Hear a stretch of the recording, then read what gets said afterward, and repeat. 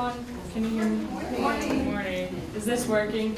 Yes. Okay. Just lean in further. My name is Madison Piccinich, and alongside me are my amazing colleagues, Tema, Krempley, and Taylor Sanfrey.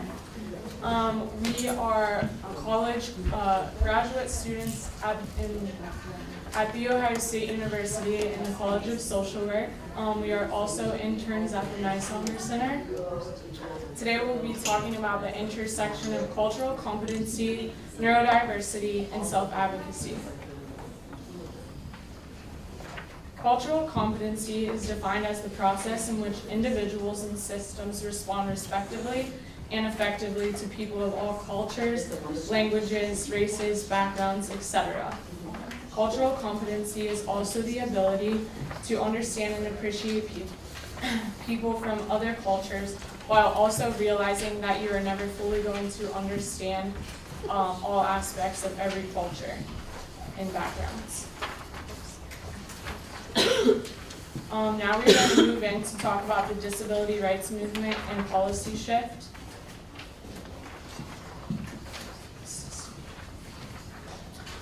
Some cultural considerations to take when interacting with someone with autism include communication style might be different than for someone who is non-neurodiverse. For example, a person with autism might have autistic humor. Is that what That's like me. Sorry, it's like bowling, that's why. That's like me. For whatever reason, I love puns that just don't sound normal. Like, That's oh, right. I have a bone to pick with you, or something like that. Something Exactly. forensic or scientific that no one else understands but me or my parents. That's right. Stimming might be also something that a neurodiverse person engages in during communication. Their thinking style might be different. They might be more visual learners than if you are not neurodiverse. Their worldview might feel disconnected. Yes. You said stemming. What does that mean? Stimming. It's like you've ever seen like the classic rocking, clapping of hands. Those are the classic, but there can be some more subtle things. For instance, I stim using my rings and my jewelry, and sometimes my hair. Oh. Yeah. Self-stimulation.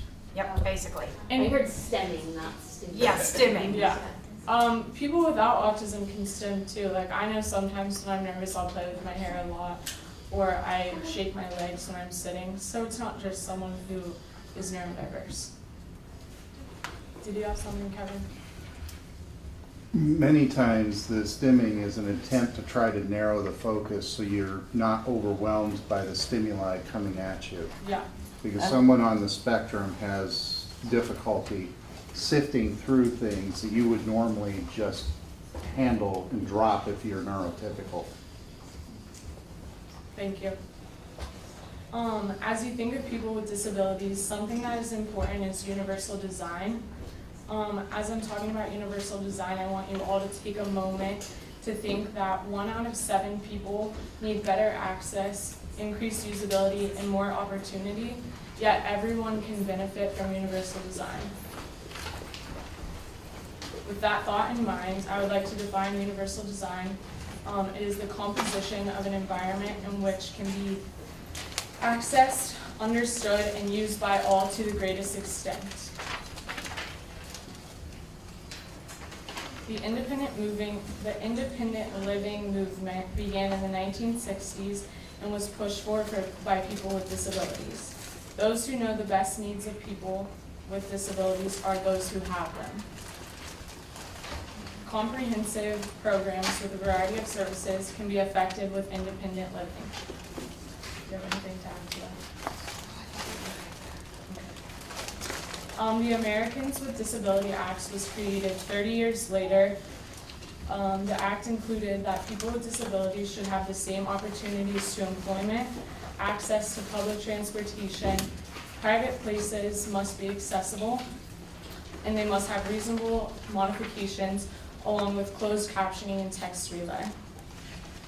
Another act that was added with the Disabilities Act is IDEA, which is an act created in 1990, which allowed children with disabilities to receive the same education as people without disabilities.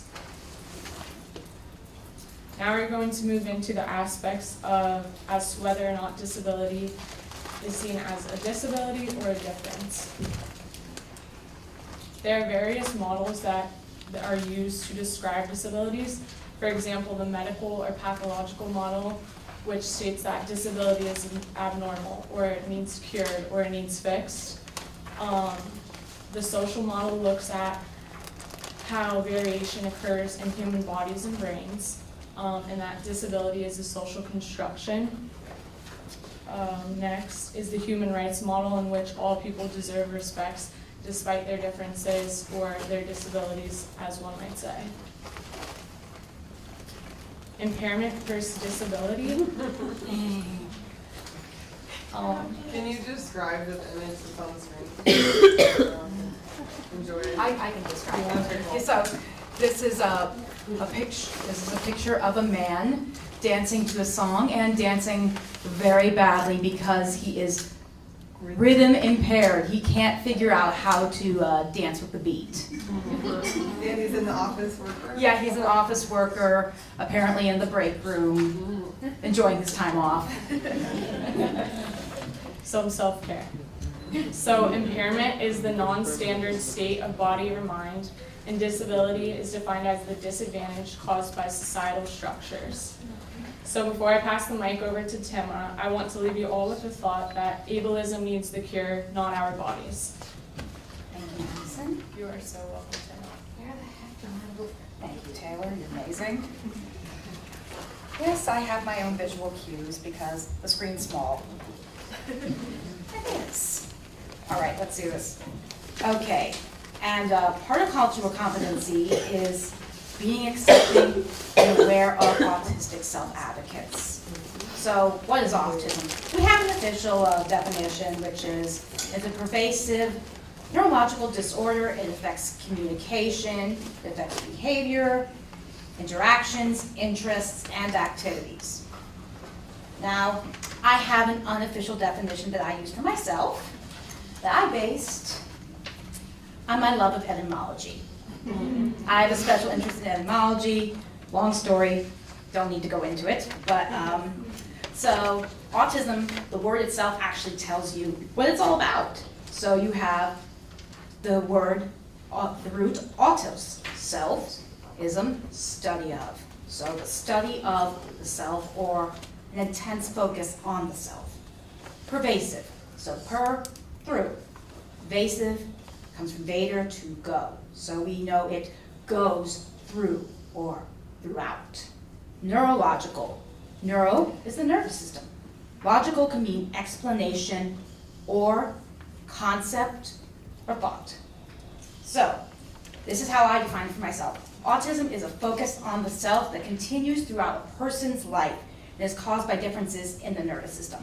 I honestly think that makes more sense than what the DSM says. All right, there we go. So self-advocacy. This is a huge part of basically the life of any disabled person. And we're really just starting to see autistic self-advocates come into their own. So how do we do self-advocacy? We see it as a tool to live our lives to the fullest. It gives us power. Quite often, language is taken away, whether it's biological or by other people who say they are advocates for us. It gives us the opportunity to get our wants and needs met. We are able to access resources and get protection. Because let's be honest, even with all the laws out there, we are not protected. And it allows us to face the world with confidence.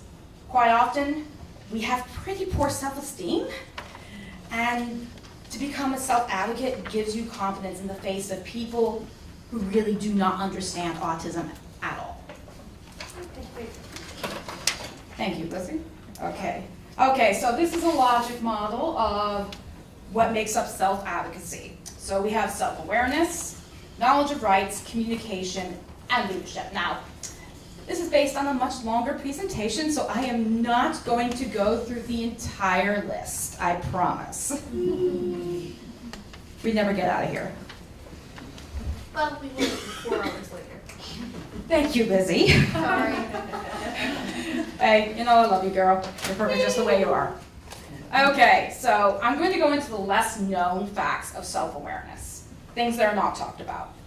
Autistic masking, I'm going to say this up front, is not a medical term. It is something that was created by the autistic community, and when I say autistic community, I mean people who are actually diagnosed as autistic. So this is when you are taught to act neurotypical. So you're literally wearing a mask. What can this look like? It can look like naturalized scripting. So someone can learn a whole social script, and it will look natural because they memorized it. It may look like someone's holding back to observe because they're like, should I jump in? Because if I jump in, someone's going to say something nasty to me. And then they'll watch, then jump in. You'll have instances where they just kind of hang back and don't come in at all. And then they won't really express their emotions because people reacted really negatively and they've been taught, don't show them. And some people will take on a persona, a YouTuber, an actor. It just gives you confidence. And it can continue into adulthood. I like to think of it, well, they also describe it as a chameleon. So a chameleon can blend in, but they don't stop being a chameleon. So why is this really bad? The suppression of autistic symptoms is actually very dangerous to autistic mental health. It can lead to suicidality, self-harm, mental breakdowns, burnouts, and suicidal ideation. So many autistics will experience this throughout their life because of how society is set up. So what is the side effect? The autistic burnout. So I like to think of this as a panic attack, a meltdown, a shutdown, mood swings, depression, and all in one. It can look very different from person to person, depending on the severity of the burnout. But this is what will happen if masking continues without a break or people accepting them. So as you can see, it's a very negative list right here. I've been through burnout. It is not fun. So, the next part is, if it will change the slide, why are you not changing the slide? Because you have it right click. Thank you, Lizzie. But You Madison- can show. help me, Madison. Help me. I don't know PCs. I am a Mac girl. I admit to this freely. It's okay. The burnout moment is called the Autistic Break. Some people will call it a meltdown or a shutdown. It really depends because, again, this is not a medical term. This was created by the autistic community to describe life experiences. So we say that this starts really emerging in late teens to early adulthood and can happen every 4 to 5 years. The theory is that there's a transition in life. So huge transition when you're a teenager, huge transition when you're an adult. It changes the responsibilities. And I'm going to emphasize this. When you have a break, if you are allies, family members, if someone you know has a break, let them have it. Do not expect them to use their coping skills, and they will look like they're regressing. Don't push them at all. This is necessary for mental health. I wish we didn't have to do it, but it's what happens in the world we live in. So what do I do? What do we do? You only can do as much as you can. So it's like, if you're going to give someone schoolwork that day, be advised they're not going to finish that schoolwork. It's probably going to be very late, or it might not be done at all. Be aware of your signs. Everyone has different signs. Some people start disassociating. Some people increase stimming. Sometimes they'll have more vocalizations. Maybe there might even be instances where you're pushing someone away. I've seen people lock themselves in their room and not come out for hours. And if the signs are severe... That's what I do. Yeah. Because I like using my phone or my Xbox or something to like distract my hands while I'm playing or thinking. And then there's like my sister that will hop into wherever I go. So that's why I always like lock myself in my room to be sure that Catherine's not jumping on my bed or something. Yeah, I can remember that with my younger brother. Okay, so, and if the signs are severe, you have to take care of yourself. So what does that mean? STEM. Stay in your room. Don't mask. Don't even bother looking neurotypical. Take a mental health break. Drop every unnecessary task. The trash can wait. Your mail can wait. That email can wait. Phone calls, whatever. Lock the door and try and stay safe. What did that one sound? Yay. So, when this happens, you cannot fight it. It's like a panic attack in the sense that once a panic attack happens, it happens. You gotta go through it. So, that means hopefully you'll have a plan for your break. Some of us do, some of us don't. Some of us forget our plan in the middle. And what will happen? And sometimes it happens at once, sometimes it comes in waves. My last one came in several waves, and it was not fun. And this is the time that we are allowed, actually we must be allowed, to stop masking our symptoms. So those are allies or friends, family members, providers, be aware this happens. So when you are putting strain on someone, you need to really think about what it is you're trying to accomplish. Are you trying to accomplish to teach them something, or are you doing it to make yourself more comfortable? Now the next part, leadership. So what's leadership? It's knowing your rights. Advocation, knowledge of resources, participating in an organization. So if you don't know your rights, you can't protect yourself. It's that simple. If you don't advocate, you don't speak up for yourself. And if you don't speak up, you won't be heard. If you don't have resources, well, you're probably going to stop leading pretty soon because you're going to run out of steam. And then participating in an organization. One voice can only do so much. As much as I would love to be the focus of everything and everyone, they can see me right away, that's not going to happen. I need, and everyone needs, those connections to be able to have our voices amplified. Okay, haha, I did it again. Okay, so advocation. Basically, glad I'm amusing you, Lizzie. Okay, it's okay. All right, so advocation, right? The thing that makes self-advocacy, self-advocacy. So this is a person who supports a position or a policy, or will do something for someone else or themselves. So that's basically what I'm doing right now, actually. But one of the big things you do when you advocate is you communicate. Now, do you remember that autism has a problem with communication? So this is hard, very hard. And yet everyone who's an advocate has to do this. So you have to be assertive without being aggressive. You have to negotiate. You need to use body language, understand body language, and honestly, autistics are not so good with that. We may need the use of assistive technology, may not even be a talking device, it may just be our iPhone. Or recording device. Listening, not listening, active listening.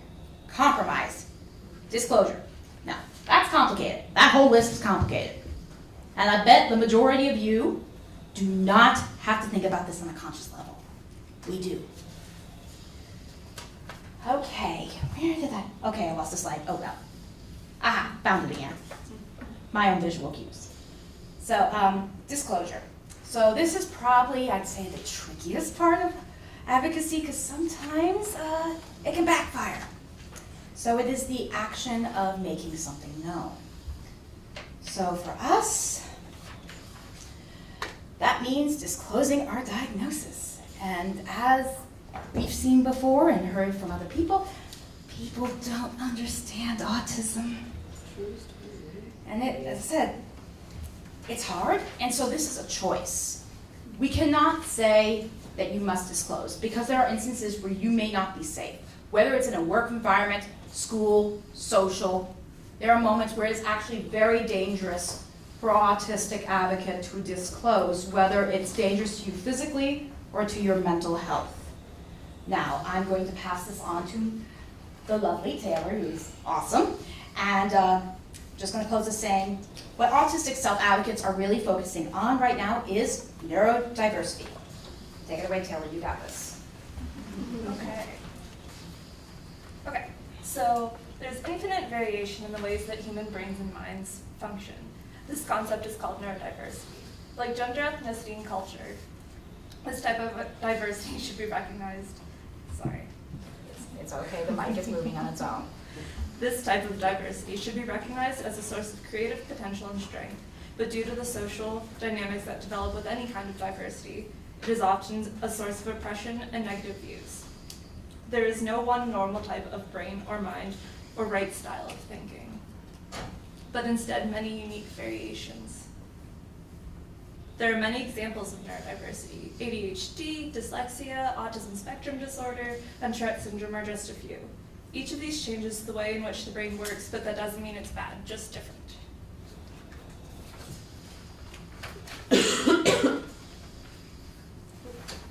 Sorry. Yeah, that's my line. The term neurodiversity was created by sociologist and self-advocate Judy Singer, who believed that brains of those on the autism spectrum just worked differently.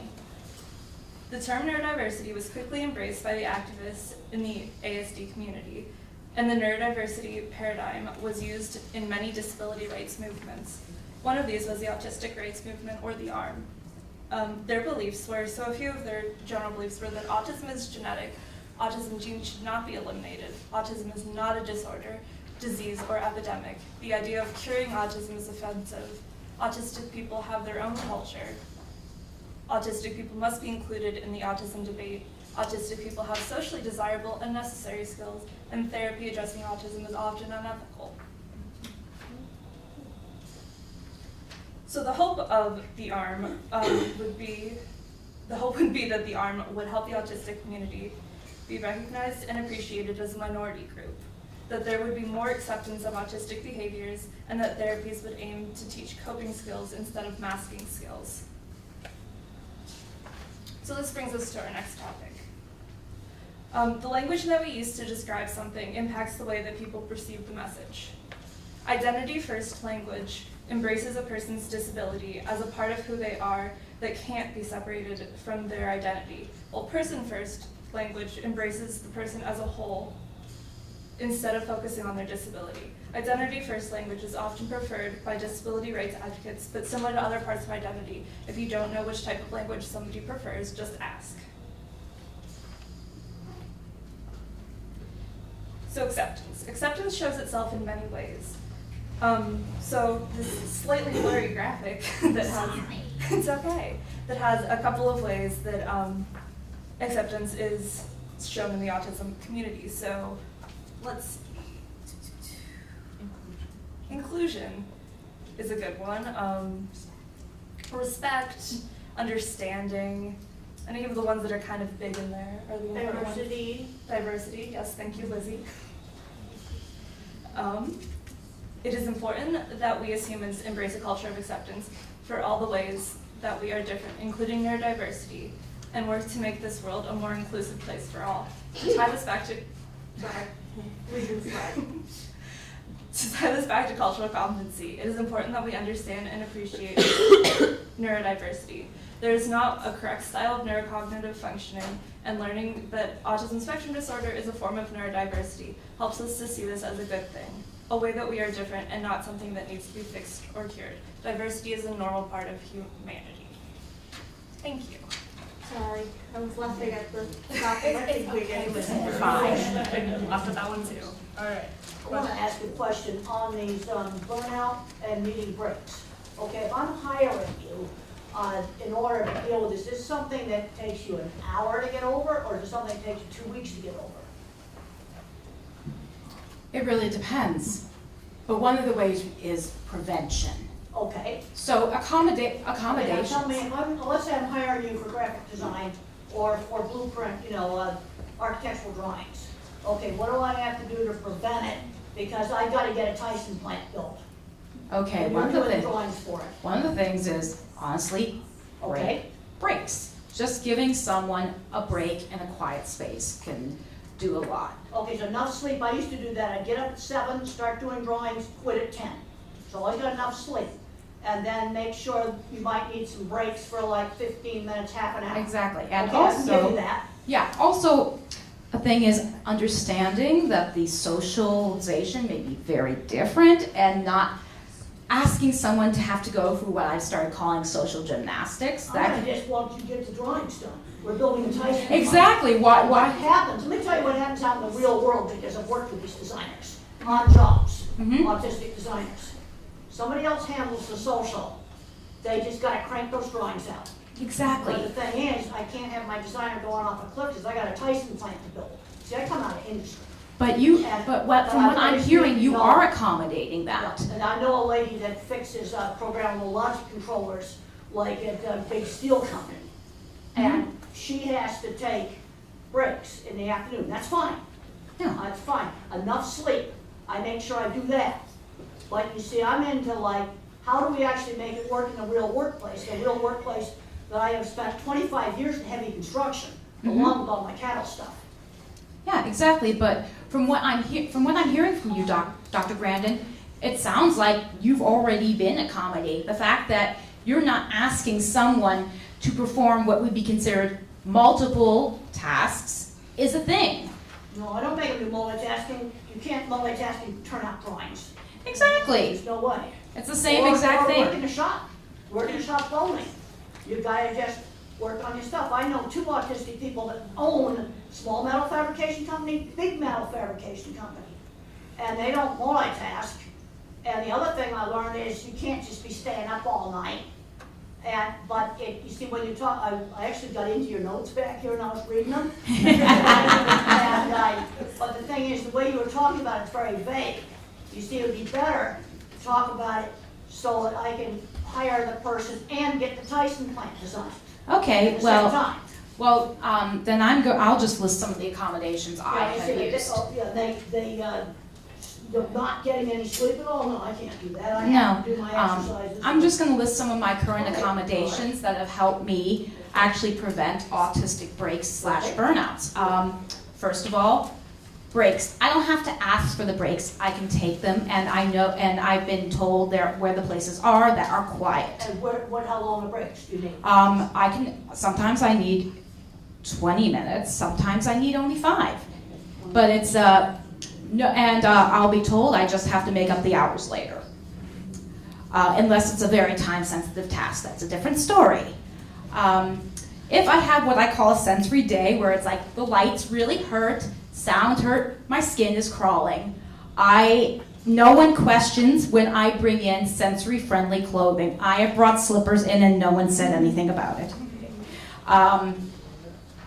Having tasks broken down and understanding I may not be able to communicate with you when I am in the middle of writing a PowerPoint. I think Taylor can attest to when I was writing a large portion of this PowerPoint, I was freaking out the entire time and was not communicating, the best way possible. But you were working effectively. I was working effectively, but there was no way I could socialize because I was running through PowerPoint and like, okay, throw this, get this to work, get this to work, get this to work, can't. If I don't get this to work, I'm gonna fail. So that kind of thing. But, and it's really very simple to provide accommodations. It doesn't take a lot of money or time. You already have the tools. Just ask. But the thing is, you need to be telling it, the way you're telling it now, very simply to the employer, rather than the generalities that you started out with. Well, what the point of was this presentation was to make people aware of this is a movement and a thought process that is taking place. I would do a whole separate presentation on accommodations because I have enough to do that. You should do that next year. Oh, I'll be invited back. Nice. I like that. I just wanted to add the option that we also have, AskJan.org has many online free webinars monthly that talk about employer resources and accommodations. And then Ocala in Ohio has many accommodations Exactly. that I help write, so. JAN stands for the Job Accommodation Network. Yeah, so Is that right? Yes. Okay. I have a question for you and then maybe also Dr. Grandin. I work with students on the spectrum who are graduating, and I've been working with them on interview skills through the concept of theater. Well, like using theater as kind of a framework. And one thing I've been kind of struggling with is getting them to work on those specific like social interactions of when you shake someone's hand, make sure it's tight and look them in the eye. Almost encouraging for that small like 5 minutes, 10 minutes of an interview, encouraging autism masking. And I was wondering what is like, I guess the balance of what you need to do to get yourself that job for those 10 minutes versus like, I guess how to be helpful to my students without Well, it's like, being harmful. instead of asking them to do a firm hand grip for an extended period of time, make it much shorter. Mhm. And actually, don't overemphasize eye contact. You can actually make it look like you have eye contact by looking at someone's forehead, their nose, or their ear. Because honestly, I have several people that I mentor and work with who say eye contact is very distressing and distracting from their own thoughts. They stop socializing almost immediately. So you just teach them alternate ways to make it look like there's eye contact without doing it. Honestly, at my job, and I work in a group home, even the staff don't really care about making eye contact that much. Eye contact is not that serious. Yeah. It actually seems rather rude sometimes. Hi. Would you distinguish or differentiate the kind of breaks that you have when you are a young adult or an adult versus when you're a child? And do you think that they need to be distinguished, and should they be reframed? They should be reframed. So when you look at a young child, you have less ways to communicate. Even if you are verbal, you may not be able to tell it because it is so distressing. So people will look at meltdowns. Those actually might be breaks. Those are crisis moments. And I've seen people try to teach or try to get someone to use a coping skill in the middle of that. Don't bother and just let it run its course. Let them know they're safe, that they're accepted, and it's okay. So for a child, definitely just let it run through. By teen years, you might be able to prevent it and maybe interrupt it. And by then you have more verbal skills, or if you don't have verbal skills, you've probably mastered a talking device, PECS, something like that. So you can communicate with that person, and they can probably tell you more often when they're stressed. Actually listen instead of saying, hey, this is a sit. You don't need to be stressed. We can manage it. Oh, whatever. Doesn't matter now. Okay, but honestly, just actually listen. Don't try and talk over them. For an adult, many of us theorists, this is specifically triggered by, this is a big transition. We've all heard from everyone that there are no supports, really. And it's even less so if you are so-called higher functioning, which I wish that label would just die anyways, but because we have masked so well, and people aren't aware of the amount of distress you go through just by getting to a place. Like, coming here today, I was panicking and worrying about, am I gonna have enough to eat? Dude, can I do this? Can I get up the stairs? Oh, the lights are hurting. Oh, my thoughts feel really weird. Oh my God, I'm hot. Oh, my shirt looks wrong. What am I gonna do? So that's just, so when you're in that moment, and it seems so simple to other people, it's not as simple. Recognize that. Yes? So what do you do in that kind of moment where you are in a spot of trying to disclose to somebody because you feel it's important, and the response you get is something along the lines of, you couldn't possibly be autistic, you don't seem anything like that, you're just you just have to go away and be shy sometimes. Oh, I tell them point blank, no, I just tell them point blank, you're wrong. I don't try and explain it and say, no, you're wrong.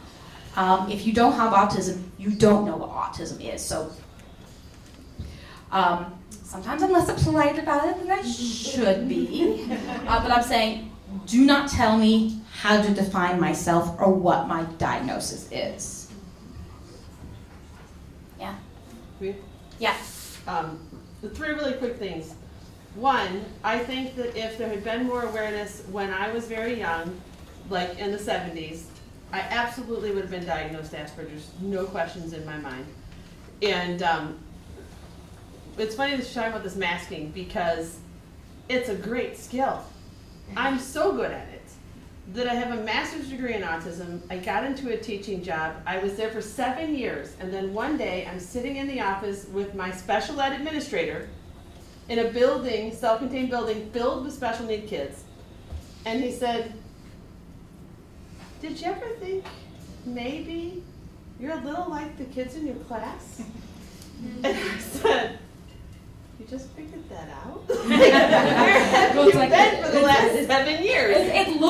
Masking can help, like an active functioning thing, it does, but. So one day, my son is here, 13, Asperger's. We took my daughter for genetic testing.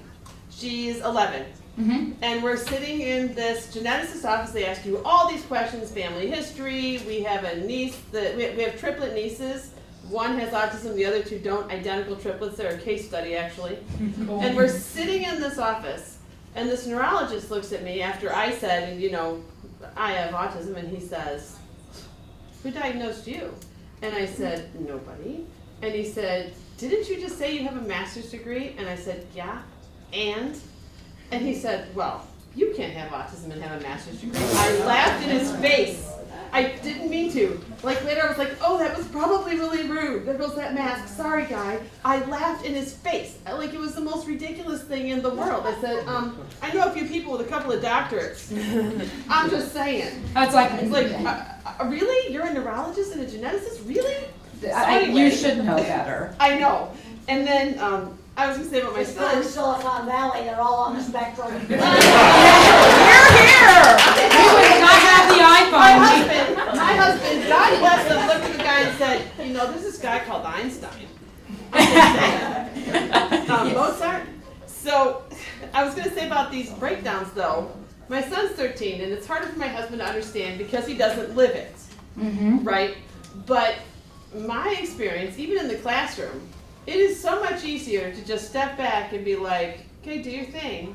Because we can be back to class in 5 minutes. We can be back to the family dinner table in 5 minutes. If you just let it go, like, okay. And for years I've taught him, I said, "Okay, maybe you need to go and take a break." And now he'll be like, "I just need to go to my room for a minute." And he'll go, and he'll do his thing, and he'll come back, and we're all better. "I'm sorry, Mom, I just needed a minute." But if I interfere, if I intervene, if I'm like, "Oh, you gotta be like everybody else," it could take a day, 2 days, a week, and we'll just like cycle back and forth because it's gonna happen.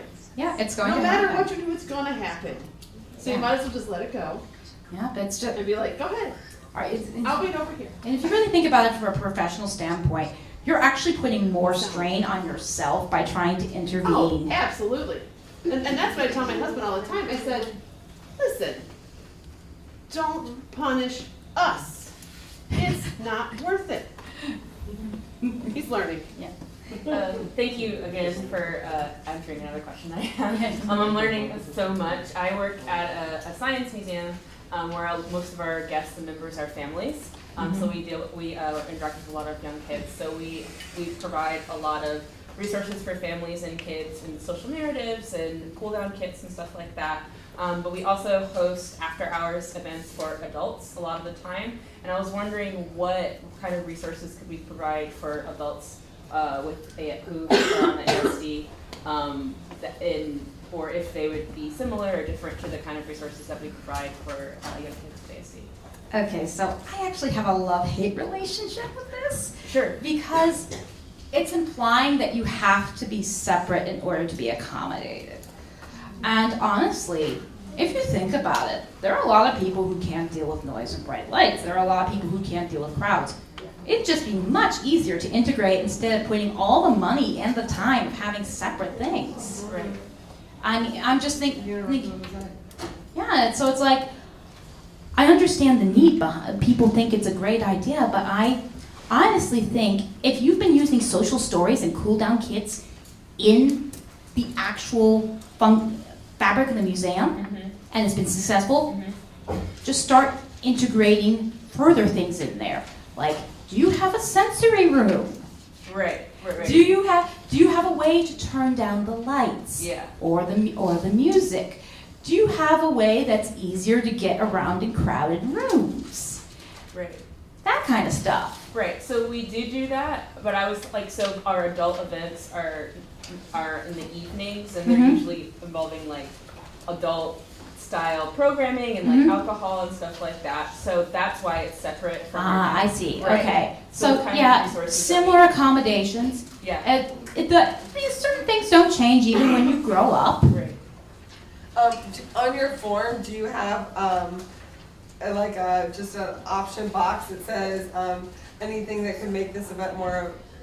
Instead of saying you have a disability and list those accommodations, just saying, do you need any other things to make your experience more satisfying? And then that is letting you put it off of disability and onto the person and what they need. So, Thank you. Yeah, it's just being open to the way you're asking for an accommodation. Exactly. How can we make this event more enjoyable for you and your family or something like that? Okay. Thank you for your Yep. presentation. Oh, you're welcome. I especially like Autistic Masking and the Autistic Break. I was wondering if you could talk about what does the autism community as a culture look like? Okay, so a lot of it is online because it's less stressful. That's And it's very vibrant. I'm part of a secret women's group, and there's a lot of advice being used, a lot of support, but also videos, podcasts, creative writing. There's been more exposure of people coming out saying they're professionals and they're autistic, and connecting with each other. And also at the same time, where it's welcoming, it's also very secluded because of our experiences. So a lot of pages, we don't allow allies and parents and providers in because they end up dominating the conversation. But you can access stuff like, look up the actually Autistic podcast. It's fabulous. Also, you can find stuff like the Agony Autie. This is a YouTube channel. You can look up Ask an Autistic. And there are STEM videos, which are really incredible. So someone will take paint of various colors and just spread it on the page, and everyone watches it. But it's like... Can you repeat the one, Agony? Agony Autie. It's an even shorter version of autistic. Okay. AGONY. Yeah, Agony, yeah, and then Autie. So spell it like AUTIE. Okay, thank you. Mm-hmm. Thank you. You're welcome. How's it doing? Okay. Yes, was there anyone else that had questions? Okay. Oh, one more. Do you see a lot of difference in how this plays out with masking and acceptance between autism as a neurological disorder and other neurological and developmental and psychiatric disorders that people? I think masking can apply to all of us because of how, let's be honest, a lot of treatments are very ableist. We're trying to make people into able or neurotypical because we want them to fit a normal. So in some ways, a lot of us are masking. Have you ever noticed that a lot of disabled people will use what I call apology speech, like they're saying, "Oh, I'm sorry, I have to ask for the accommodation," or they have to explain themselves, or they have to be asking for things. It even becomes a habit. Yeah, it is. I have that habit. I say please to almost every single thing. Yeah, and or it's also become a habit for me to call everyone older than me ma'am or sir. Yeah, have you ever said, "Oh, I'm so sorry for something that really wasn't your fault"? Yeah. Because they reacted to you differently? Yeah. Yeah. Like like someone in a wheelchair. Somehow you're the inconvenience. Something to relate with your question, I watched the show Employables, and there was an individual that had Tourette's, and he said that if he masked it, it was even worse than if it was just accepted, and he ended up finding a career because Oh, it was his strength and preference, and he enjoyed it. Yeah. So then there were less issues, and Okay, less of that. So. I just want to, hold on a second. When is the next presentation supposed to take place in here? It's a coffee break. Oh, it's a coffee break. Okay, so we have a little more time. I'm going to accept 3 more questions because there are some of us that actually do want some caffeine, if I'm correct. Students. I have OCD and bipolar disorder, and I masked the hell out of them. Like, when I was still doing a lot of compulsions, I would, like, run off really quickly and do them and be like, yeah! And I would do, like, I'm not supposed to do compulsions. I will say that. But with bipolar disorder, I would be like, oh, I'm not actually manic until it got so bad that I had to go to the hospital. Mm-hmm. Yeah, I it's... just want to inconvenience people by being like, I can't sit still today, or like, I don't know, kind of. Yeah, it's like sometimes so you see, that is another example of masking. It goes across disabilities, and sometimes I get to the point where I'm just like, I don't actually say it, but I feel it, and I'm like, just grow up, people. Like our current president. Very good, I know the feeling. Yep, okay.